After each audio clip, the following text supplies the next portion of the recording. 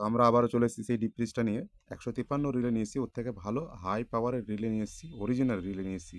এতে কিন্তু চলার কথা, যদি না চলে তার মানে দেখা যাবে কম্প্রেসারটাই খারাপ। তো আমরা প্রথমত সেটিং করে নিই, আর গ্যাস পাইপটা লাগিয়ে নিলাম, মিটারের মাপটা ভালো বোঝা যাবে সেই জন্য। দেখুন আমরা চালিয়ে দিয়েছি অলরেডি কম্প্রেসার, অ্যাম্পিয়ারটা মাপছি কারণ জিরোতে চলে এসছে। গ্যাসটা অল্প দিয়েছিলাম আগের দিন যেহেতু কম্প্রেসার চলেনি বলে। তো অ্যাম্পিয়ার আমাদের মোটামুটি নিচ্ছে 4 নিয়ে 3-এর দিকে আটকে যাচ্ছে। এই যে 4, এবার 3-এ দেখবেন থেকে যাবে। 3টাও ম্যাক্সিমাম নিচ্ছে।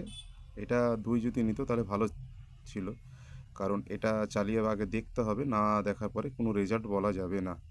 কারণ আমরা প্রথমত চালিয়ে দেখে নিই, প্রথম ভালোই চলছে, দেখা যাক। কিন্তু অতিরিক্ত কম্প্রেসার হিট হচ্ছে, মনে হচ্ছে না তাতে সাকসেস হবে, কম্প্রেসারই গেছে মনে হচ্ছে। তো একটু ওয়েট করা যাক। তো যেটুকু গ্যাস কম আছে সেটা আমরা দিয়ে নিই প্রথমত, তারপরে দেখব যে ঠিক আছে কি না আছে। কারণ গ্যাসটা আগের বার কম দিয়েছিলাম, কম্প্রেসার চলছিল না বলে। ও হয়তো সঠিক জানে না।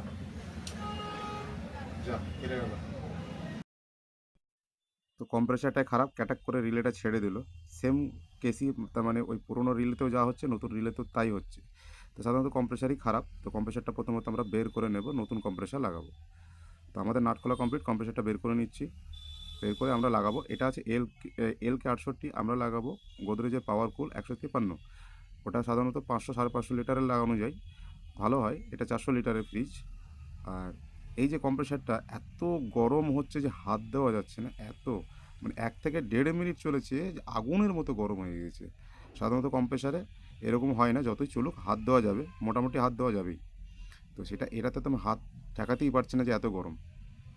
তো আমরা নতুন কম্প্রেসারের পাইপগুলো সিরিজ কাগজ দিয়ে ঘষে নেব, কারণ ঝালাইটা করতে সুবিধা হবে, নাহলে ঝালাইটা ধরবে না, ঠিক মতো ধরবে না। ঘষে নিলে কী হবে, পরিষ্কার হয়ে যাবে জায়গাটা, ভালোভাবে ধরতে। তো চলুন দেখা যাক।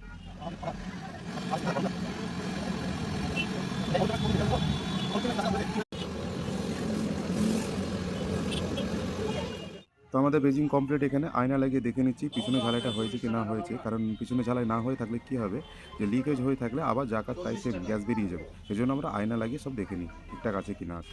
এরপর আমরা ভ্যাকুম লাগালাম, ভ্যাকুম লাগিয়ে যত নোংরা আছে সব পরিষ্কার করে দেবো ভ্যাকুমের মাধ্যমে, তাহলে ক্লিনিংটা ভালো আসবে।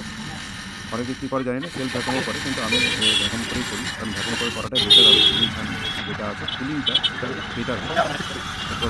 আমরা করে নিলাম, নতুন করে আবার নতুন এবার আমরা লাইনটা আপনাদের কাছে নাও বুঝতে পারি।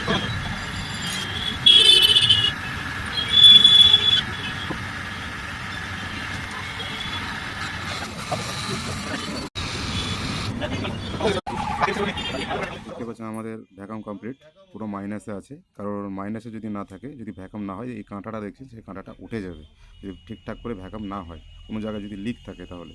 তো এদিকে আমাদের ভ্যাকাম কমপ্লিট, আমরা লাইনটা দিয়ে দেখে নেব কম্প্রেসারের। কারণ কে কীভাবে গ্যাস চার্জ করে আমি জানি না, কিন্তু আমি প্রথমত লাইনটা দিয়ে গ্যাসটা দিই, তাহলে গ্যাসটা ভালো টানবে। তো সিলিন্ডারের চাবি খুলে দিলাম আর মিটারের চাবি খুললাম, দেখুন গ্যাসটা কাঁটাটা উঠে গেল। আর ছোট্ট ফোটোটা লক্ষ্য করুন, জলের মতো লিকুইড যাচ্ছে, এটা মানে গ্যাস যাচ্ছে। আর বন্ধ করছি দিচ্ছি মানে হচ্ছে ধরুন একবারে দিলে পরে আটকে যাবে কম্প্রেসারটা, সেই জন্য আমরা ধীরে ধীরে দিই।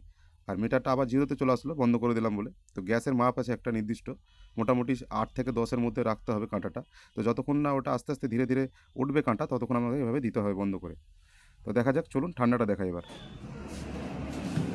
এই যে বরফ চলে এসছে, ঠিক আছে, এই যে আঠাটা হয়ে গেছে।